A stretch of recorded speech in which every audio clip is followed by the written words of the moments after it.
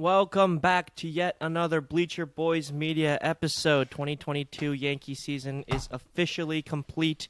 We are here to break it all down. I'm sure you guys have heard everyone talk about it, all the media guys, all the Twitter people, all the Instagram people, but we got to give our thoughts on this season as a whole, this series against the Astros as well. For me, it still stings that it's over. Down 3-0, I knew we didn't really have a chance and whatnot, but when that 7 o'clock hit, I was still watching Yankees baseball, and I'm just going to miss that as a whole. The consistency of the season, asking for you for game picks, doing pregame show, and we had some things planned. So it really does sting that it's really over, but baseball is a sick sport. We'll be right back in it in April. Just want to hear your thoughts on, or we'll give our thoughts on this season. How we doing? Yeah. I've kind of had a chance now to kind of calm down after last night. I really was not excited for that game 4, if I'm being honest with you. One thing our friend Nick was texting us about is that I'm kind of glad they didn't win that game, because if they win that game, there's a situation where it's like, okay, well, we didn't really get swept, or this didn't happen with us. We still won at home, so maybe not a lot has to change. There's a world in which that happens, but also the false sense of hope that it would have given me if they had won with Nestor. But yeah, once the Astros took the lead yesterday, I kind of lost all faith. They haven't been able to, gain back the lead, let alone twice. So, I really was having pretty low expectations going in. After the first game, my expectations dropped so severely. So I actually wasn't as upset when they actually, when the final dagger went through the hearts of Yankee fans, because it's they got so outplayed in every single way. It's hard to be upset about it. You can still be upset, but it's hard to really be sad back in 2017 when it's oh, we actually had a chance. We're in every game. We're fun to watch. This team wasn't even fun to watch. So I literally, for game 4, I was laying in my bed with the TV on, just watching. I don't think I've ever even sat down for more than 2 consecutive innings. I think from the 3rd inning to the end of the game, I was just laying down in my bed just watching. One of the most depressing times I've ever had experienced in my life watching Yankees baseball. And that really says a lot about, this team. And we're going to get into it. We're going to reflect, like Ken said, on this season. Definitely on the playoffs, some of the decision making, but we're not. If you guys are looking for a off-season episode where we tell you what we think the team's going to be like, that'll be for next time. I think we're going to probably take a week off after this, time to digest, watch some football, watch some basketball. But yeah, really sad that baseball's over. I don't know where we want to go first. I think this Astros series we should just get over with. As you said, we lost to a better team that played above us in all facets of the game, decision-making, game planning, even from player development, as you saw, as Jeremy Pena getting the ALCS MVP is kind of fitting, in contrast to what the Yankees do with their prospects. Why is that fitting, The Ken? Can you Yankees explain have that? a pretty good shortstop prospect in Oswaldo Cabrera and Oswald Peraza too, actually. And the Yankees continue to deny the fact that they were better than Isaiah Kiner-Falefa, who was Cashman's golden boy. And time again, we saw that Yankees just kept going back and kept refusing to admit to their mistake that Isaiah Kiner-Falefa was a good shortstop and kind of just rode bench the whole entire series. Peraza did start one game, but you see what happens when you start a rookie from April. You let him season. You let him get the whole season under their feet, and you see what happens, bro. He was a star. Yeah, it was just a really funny prime example. They interviewed Dusty at one point in the game, and he was like, "Did you expect this from Jeremy Pena?" And he goes, "Oh no, not at all. But we played him for the last couple of months. He wasn't the best at first, but he came out, and now he's gaining confidence. And once a young player gains confidence, they get better. And once they get better, they gain more confidence. And it's just oh my God, that's the attitude we're missing completely. Like this guy was what, a top 40 prospect, so like nothing to, not like a crazy good prospect that's like expected to produce at high levels in the MLB. I mean, you want to talk about a guy like Jared Kelenic, like, he came into the MLB and as a top 10 prospect and was, completely shit and still kind of is. But you got this guy, Jeremy Pena. You let him do his thing, you let him play, you let him work out the MLB kinks, let him figure out the MLB pitching, and look at that, he's now a star. So this is the whole issue with the Yankees' philosophy is they didn't even give Peraza a real shot. Like, they didn't even consistently play him. Like, even when you knew at the end of the season that IKF was not going to be the starting shortstop. Because they definitely knew it, because in every single elimination game, they didn't play IKF except for the last game. So whenever it actually mattered, you took out the guy who you promoted to the fan base the entire year. So if they had just given Peraza, let's say, just the month of August when the team was struggling, or even before then when the team was good, if they had played Peraza in the month of June and July a little bit, like, that would have been great for him to get his feet wet. Not getting his feet wet when you're all of a sudden it's down to 5 games lead in the AL East and you need a win every game, and then postseason, like, those shouldn't be his first 100 ABs in the MLB.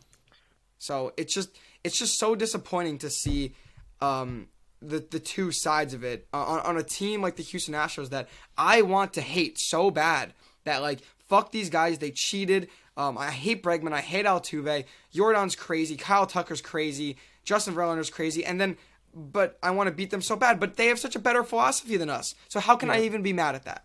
Like, how can I even still be pissed that the Houston Astros beat us when they just literally just play better and make better organizational decisions other than Peraza? It's crazy. Peraza wasn't even on the ALDS roster. They just threw him on the CS roster and started him game 2. Anyway, like, the Astros were okay with letting Correa go, and that's like a huge change. Like, imagine we let Judge go and let Cabrera take over. That's kind of what the Astros did, but they can survive that because they have such a great foundation. Like, as you said, I want to hate the Astros, but at this point, I have nothing but respect for them, kind of, for what the team is right now. Like, I've got respect for this team, man. Like, they have such a solid system. They've gone to the ALCS 6 years in a row. That's insane to think about.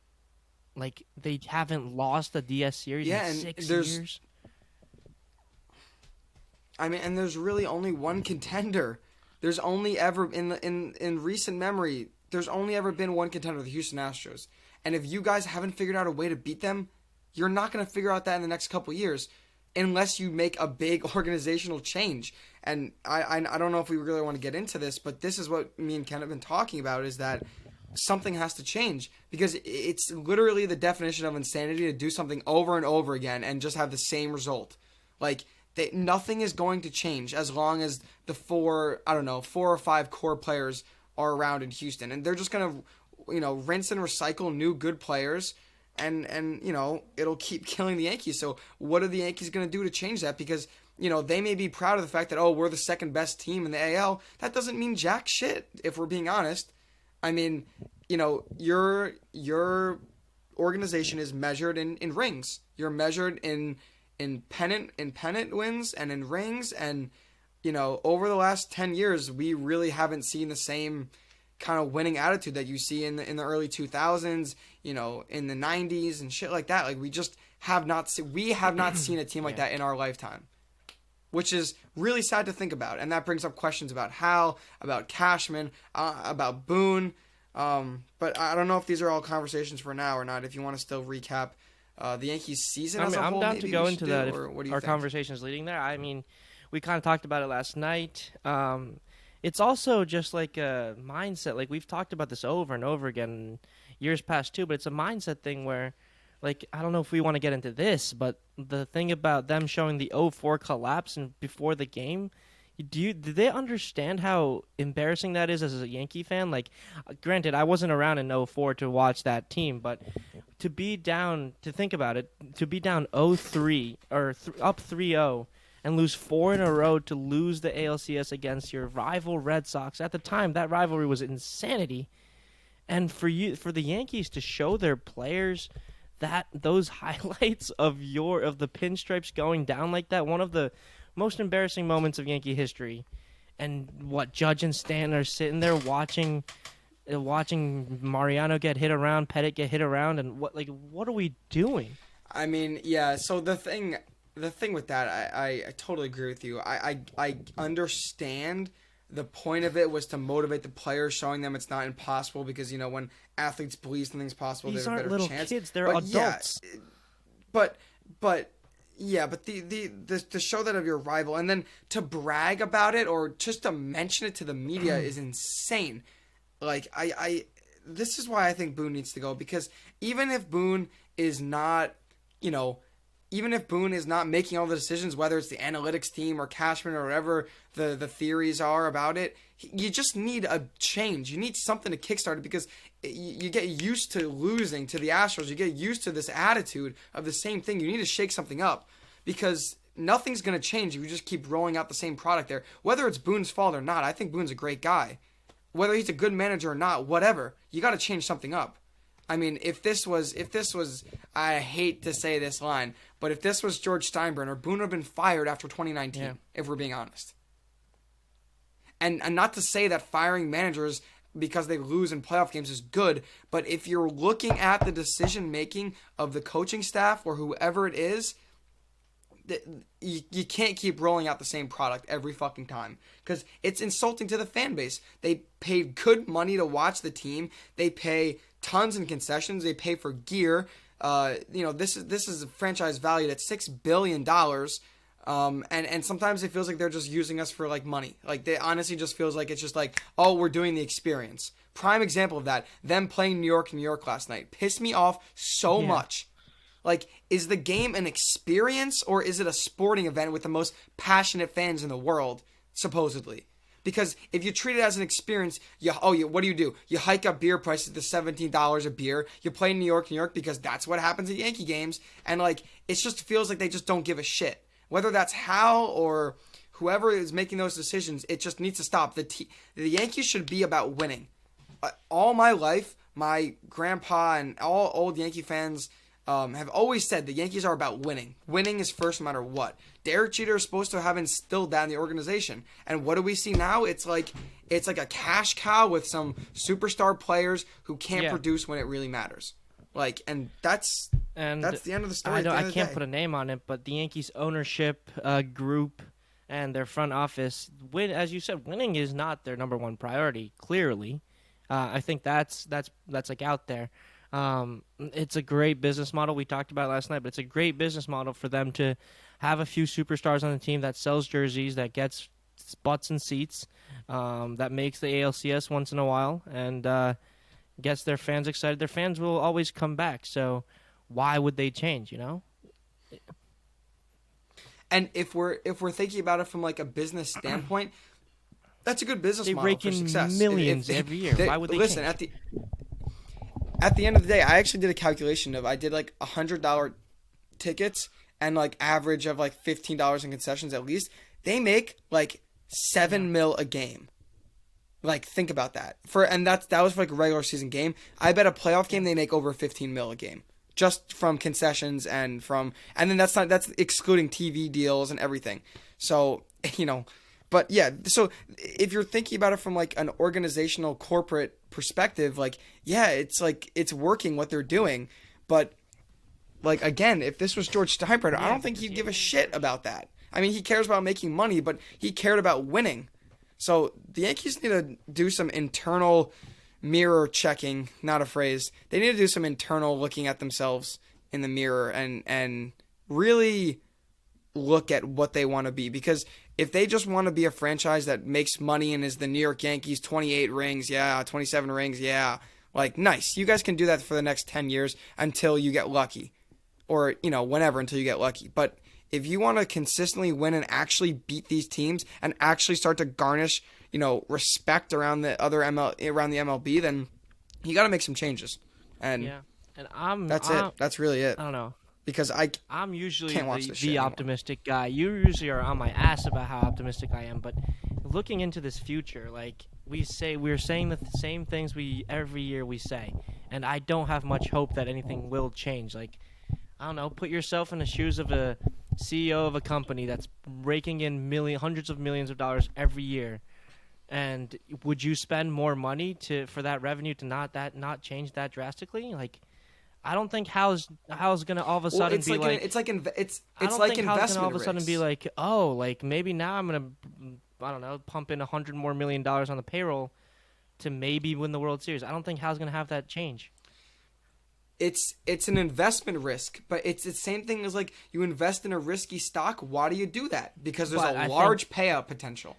Why like and think about all the money you would make. Like I'm just playing devil's advocate here, but think about all the money you make if you are a World Series team. I Like understand. New York would be like if Yankees were still in the playoffs right now, New York would be alive with the Yankees talk and it would be hot in the streets. But I feel like no one was ever really that pumped about the Yankees because we all dedicated Yankee fans know the reality of this team in Yeah. the last 10 years, or going back even further, which is just you know the lack of caring and decision making. I think we should talk a little bit Yeah. about some of the Sure. decision making. Start us off. Just as a transition, we can talk about the Hal Steinbrenner, Brian Cashman shit all day, but I think that the turning point in this series was the Clark Schmidt stuff in Game 1. I think putting in Clark Schmidt in that spot set the tone for the team, for the fans, for the Astros, for everyone of like look how disorganized we are. We are using ALCS Game 1 as a tryout game for Frankie Montas, for for Clark Schmidt in the highest And leverage guess situation. what? That turn. And you had a chance.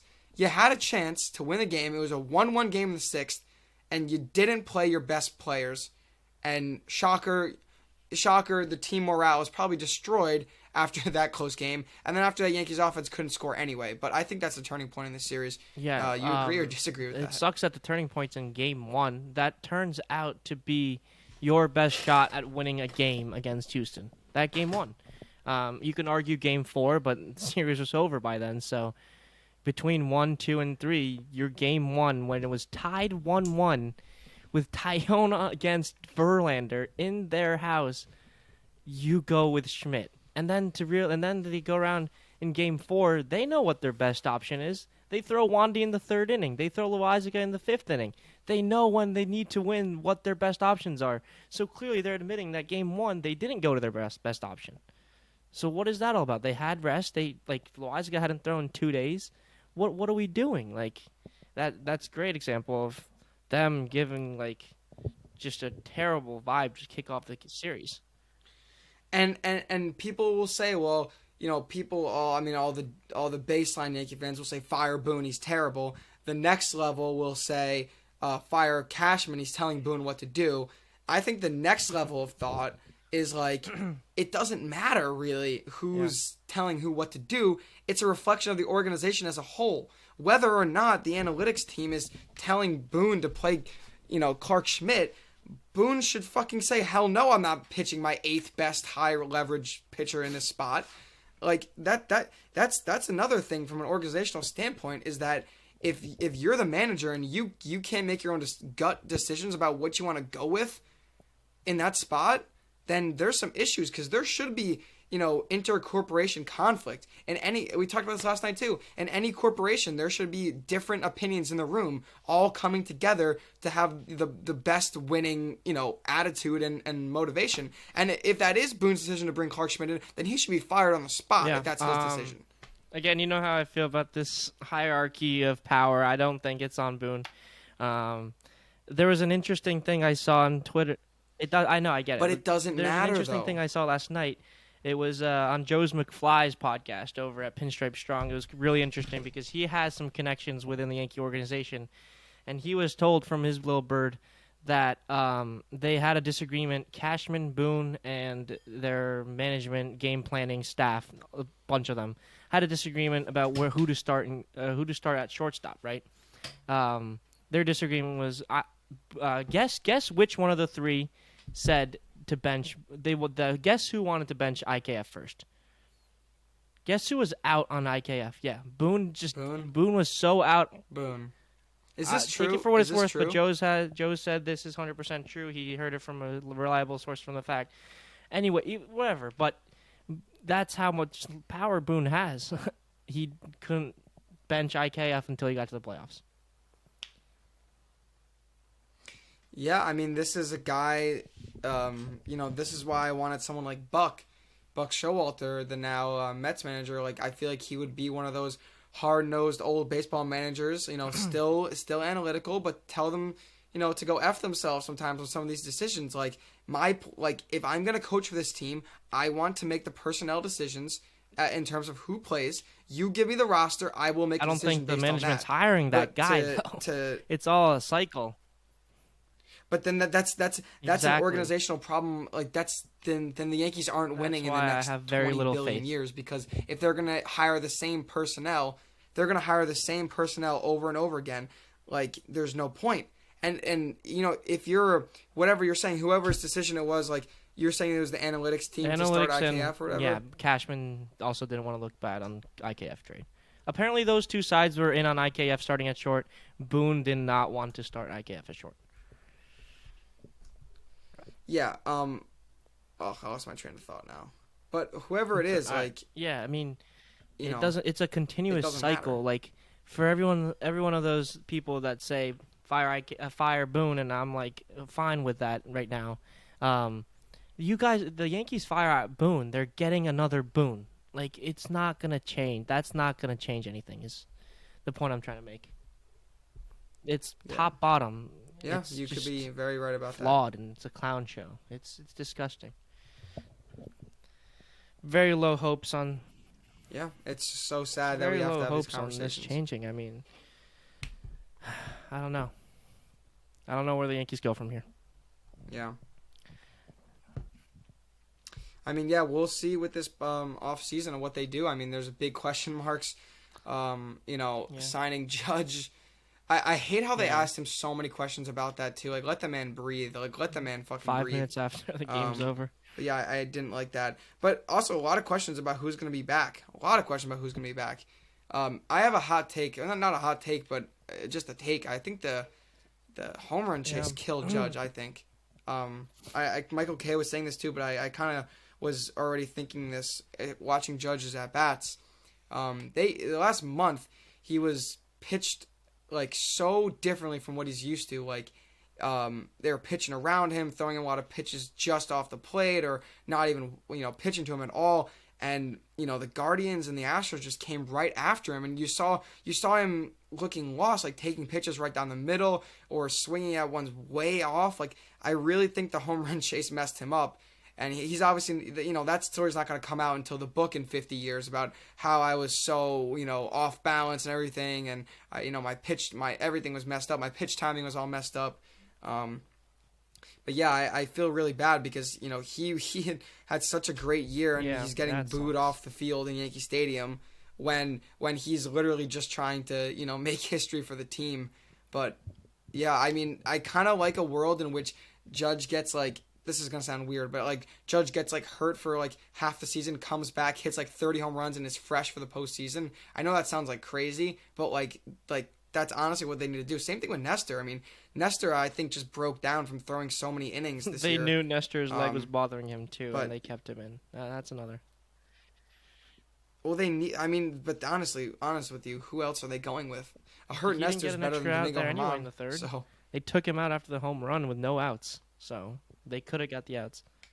you're talking. Tell the fans Talking what about you're Game talking about. Game 4 four, when inning Boone three, right? and the trainer went to the mound, knowing Nestor had a bad groin. I'm not like bashing Boone or trainer staff for this, but if they knew it, I don't know, was pushing him the best idea there. I do get it though. They said he wasn't doing bad at all in the time. But his At the fastball was time, 90, and bro. Like his no. I know, but that from the first time they asked him, it wasn't like no, I know. that's I not a know. big enough velocity change for him to be like that. And they asked him, and he was like, "I'm fine right now. Like I'm okay." And then all of a sudden, you're not okay. Like it's Yeah. not. It happens pretty quick. It's not. I don't really I don't hate that either. decision to leave him out there because it's the third inning. You've stretched your pen. You need some length from one of your from your second best starter. But Next yeah. year, yeah, as you said, Rizzo has an option. He's probably opting out. I think he's opting out. He could think get a so? better deal in the market. 1 year, 16 mil. He'll probably opt out. He might he resign. likes I New think York, he's gonna though. be back, but I don't think he's gonna pick up that option. Okay. Also, people are saying Rizzo and Judge are probably package deals. You get Judge, you get Rizzo. You leave Judge leaves, Rizzo leaves. I don't know. Sevy has also a team option that the Yankees could pick up. He's probably picking that up. Um, I think For how it's much? in the 10 to 15 range, if I'm not mistaken. He's on a good friendly deal. Hicks is still on the deal. Hicks is still in the books. Donaldson's still on the books. IKF is still on the books. Donaldson for 29. Donaldson 23 with a $6 million opt out or buyout, so $29 million for the tax threshold, which is $7 million more than the tax hit on Giancarlo's contract. Wild, guys. And Gio Urshela was a solid player. Yeah, man, we got.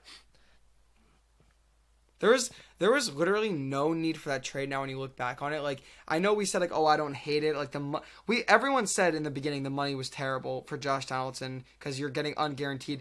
Like, no one should be surprised at his play. He is a very old player coming off of not a great year and coming off of injury.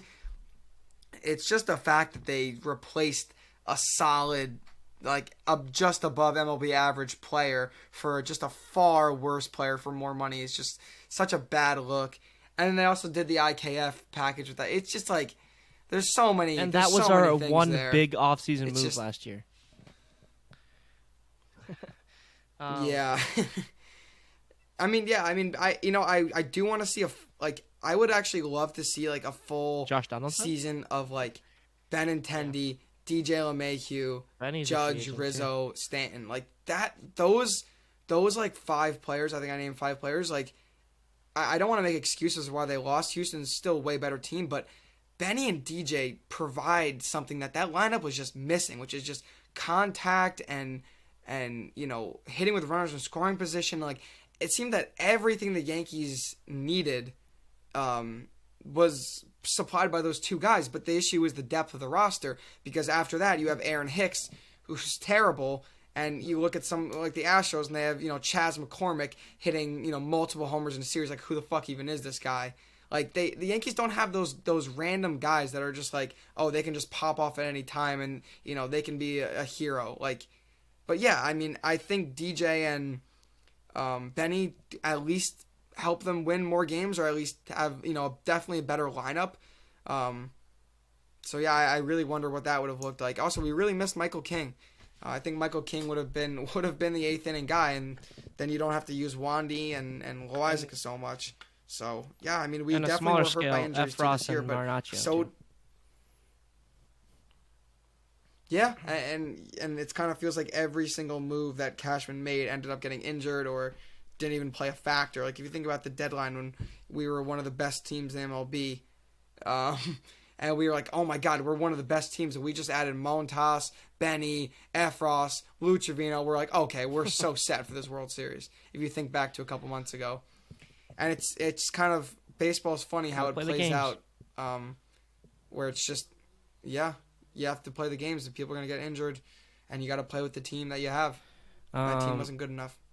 Well, I had something to say about the Gio. Oh, well, I don't want to. Do you want to go back to Donaldson stuff? Because Donaldson's comments after Game 3 were kind of just off, like out there off.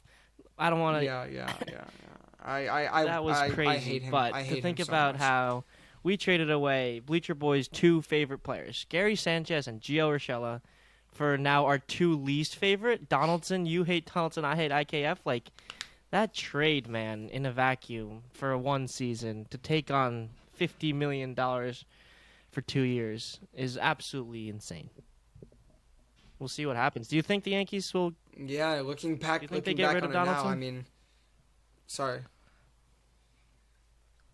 they're not gonna, because they're. If we've noticed anything from the Yankees, is they're too prideful to let to burn 29 million. They're too prideful and too proud of themselves, or Cashman is, to admit that they were wrong by DFAing a player and paying him out. I think they're gonna hang on to him because it can't hurt them to have Josh Donaldson bat 6th or 7th in the regular season and strike out 5 million times. But in the postseason, I don't want to see him on the roster. I mean, he is the worst player on the Yankees roster. His at-bats looked non-competitive every single time. I mean, how many at-bats was it just like 1, 2, 3 where it's like, oh, maybe he takes a ball way above his You head. thought he was having good at-bats, though? But he looked like, I'd say Ty Morgan, our friend D3 college baseball player, might have better swings or takes than Josh Donaldson. He swung at a pitch on an 0-2 count above his head like this, literally flailing with the bat hold here. I don't think I would even take a swing like that. Like, I genuinely don't I don't know what the fuck he's looking for. He took fastballs down the middle and swung at pitches so far in the dirt. Like, just non-competitive. I don't care how much money you're making. If he's making $1 million, I'd be upset. If he's making the MLB average $700K, I'd be mad. Like, that's like, how do you not have more like pride in yourself? And then his comments to say when they asked, "Do you think your at-bats are going well?" and he said, "Yeah, I'm just not getting the results I want." Like, dude, no. That's like laughable. that would be like lining out or having some competitive at-bats. Like, he literally just struck out every single time, and no accountability. There's the picture of him smiling coming out of a strikeout at Yankee Stadium. Like, fuck that guy, dude. No fight in him. Like, I don't know how you live with yourself if you're him. I could honestly say some things that would probably get me canceled if I say them right now. But I really, I really hate Josh Donaldson. Like, one of the worst players I've seen play the game Worse of than baseball Gary? in recent memory. I cannot think. Gary Sanchez at worst was on Josh Donaldson's level. But Gary Sanchez at best was filthy. We didn't even seen Josh Donaldson on the Yankees be good. We've seen him have like one big home run. Like, We were at that game, too. I don't know. We were at that game, and I still fucking hate him. Wow. Yeah, man. I think there is a chance that the Yankees cut ties with Donaldson. I wouldn't put the odds too high on that, but third base is a position that the Yankees kind of need to open up for their infield to take shape. Like, if DJ's back healthy, he's probably your third baseman. If they trade away Torres, then your middle infield's set with Peraza, Cabrera, and IKF combination, with Volpe coming up middle of the season, hopefully. So, third base is a kind of a... he might ride bench. Who You fucking never knows? know. Yankees make the World Series, Pinch add him to the runner for roster in half World the year. Series for the first time. Gets up there, makes an error. See, bench this him is for why IKF. IKF's better than Volpe. Yeah, I mean, we'll see about IKF. Is he going to be back? There's going to be a lot of changes to the team. Chapman's not going to be back. Britton's not going to be back. There is a lot of money coming off, so I think the Judge thing is the biggest thing. But before all this offseason talk starts, we don't have a GM right now at the moment. Cashman's contract's up, so we do not have a GM. Yankees need to figure that out quick if they're going a different direction. Get a new GM in here quick. If it's Cashman, get him back in here quick so Yankees can get going. Like, these things happen quick. Yeah, I mean, we'll see. I don't think Hal has the balls to fire him. I really don't. If Cashman, please surprise me. I mean, I don't really hate either. Cash, to be honest. I think he's made a lot of good trades. Like, I just don't. He should be really hands off once the players get there. That's my ask. Like, they should sign it with like a non-disclosure agreement, or not that, but an agreement that says that you get the players and then you're not allowed to tell Boone what to do, what to they play. should consider even harassment if if he does that Cashman anyway. makes contact with any active players. Yeah. Like, he's like has to stay 150 Yeah. feet away from Aaron Boone at all Boone times. and Cashman or like whoever can't the be manager talking is. anymore. He has a restraining order against them. I wanted to bring up one thing too, is that, you know what, a stat that I wish I had researched before this is the Yankees infielders postseason numbers. That shouldn't be too hard. Hold on. Like since like 2017. 2017, I'd love to see the Yankees postseason infielder numbers. Like, it just feels like it's a black hole every year. Like Gleyber Torres, obviously Rizzo was good this year too, but like the New York Yankees infield seems to be like the worst thing come postseason every single time. Gleyber Torres has really not done anything in the last two. What? Yeah, but he just like not like non-competitive at bats too. Josh Donaldson non-competitive. Rizzo had a good game 4, but and a home run there. But other than that, like not really great. Like IKF obviously not great. Peraza had one game. Like I just feel like the Yankees infield has been so bad like in the playoffs. And I don't know, you have Judge obviously and you have Stanton in the outfield and they have a rotating door in center field, but like that just says a lot about the lineup that like the entire infield has not been good in the postseason. It feels like, at least to me. But I don't know. 2019 against the Rays in 5 games. Torres hit the ball really well, but the second best infielder is LeMahieu, 273, 593 OPS. Yeah. Yeah, it's really not good. Let's see. I mean, I don't want to take time going through the numbers, but yeah. And this year, can you look at this year's Yeah, numbers, the let's do infielders and the Yankees? Like subtracting Rizzo, I wonder what the numbers would probably be not like great. together. I mean, Probably. let's see. Lost ALCS. Don't even want this series or this playoffs. Like this playoff Okay. infield numbers. Do do do do do do do. Sorry guys, I'm gonna do a little. I'm taking Rizzo off. Episode research. I hope you don't mind. Not give him Rizzo, numbers first with Rizzo. Yeah, because Rizzo he had had 3 home obviously runs. the best numbers out of the infielders. Guess who the second best infielder was? Average-wise? OPS. I'm looking at OPS, but their average also is better too. Yep. It's IKF, isn't it? Second best infielder. Third is Torres. Fourth is Josh. And yeah.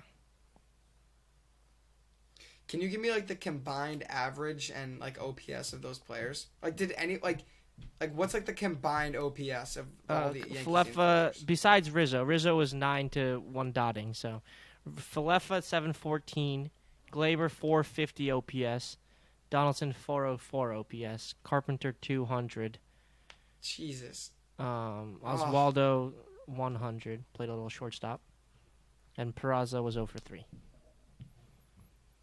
I mean, the whole team was kind of like that this postseason. So I know, but think about the last couple years. Like the infield has been so missed DJ, bad, man. and that includes the catchers too. Yeah, Did you I even forgot mention about Trevino? that. That's not a great look. 0, Trevino 0 and Hickey and were 0 also on both 0 for a of them, so there you million. have it. So we have no production other than Judge, Rizzo, and Stanton, who's a DH. So Bader.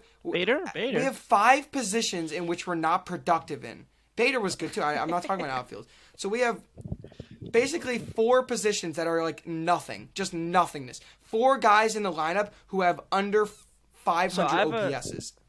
That's like so Re-sign unacceptable. Judge, put him at third base. Get the infield Judge OPS could play higher. third. But Judge didn't do shit either. Whatever. Gotta. Another loophole.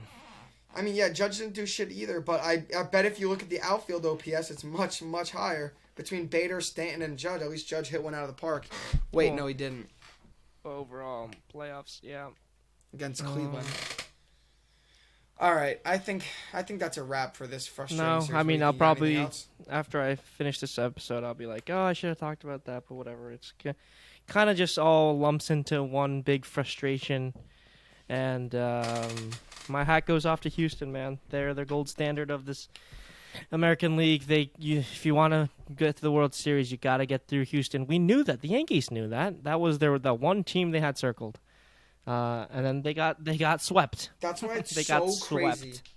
Couldn't so win a game. crazy that the whole year they're supposed to be planning for it. Supposed to be planning for it the entire year, and you put Clark Schmidt in. It's like what the fuck? It's like if NASA hears actually that what there's the a fuck. huge meteoroid or asteroid coming towards Earth in 10 years, and they do nothing to prepare for it, and boom, you're dead. Like, No. And then the 10 minutes before like, the "Oh, asteroid shit, hits, they yeah, send let's out throw stuff it, to start doing stuff. Oh, maybe we should send a rocket so now. embarrassing, man. And the aliens are up there like, what the fuck are these assholes on Earth doing? Like, that's the Astros, bro. The Astros see us like remember when you said it was a warm-up series against Cleveland? The Astros see all of American League as a warm-up to the World Series.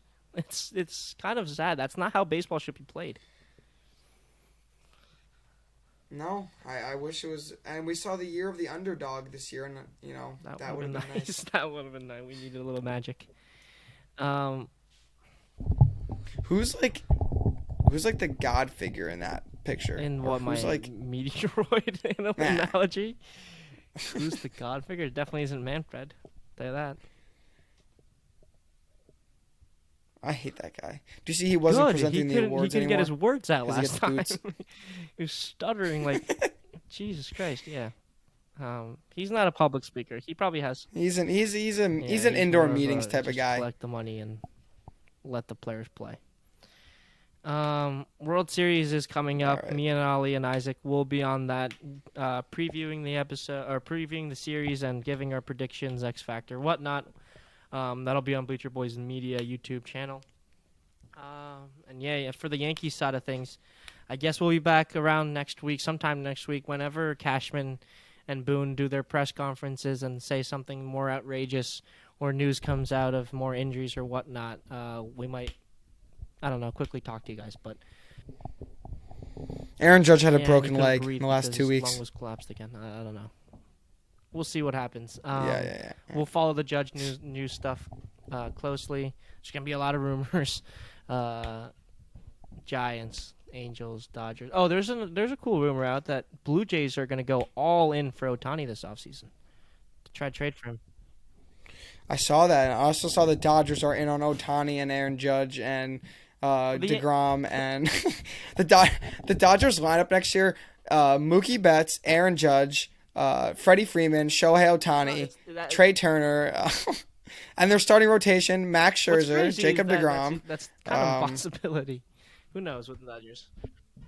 Like that, not even that far off. They definitely will sign two of the probably. players I just named. But the Yankees are actually going all in to re-sign Miguel Castro, so we should be fine in our side of things.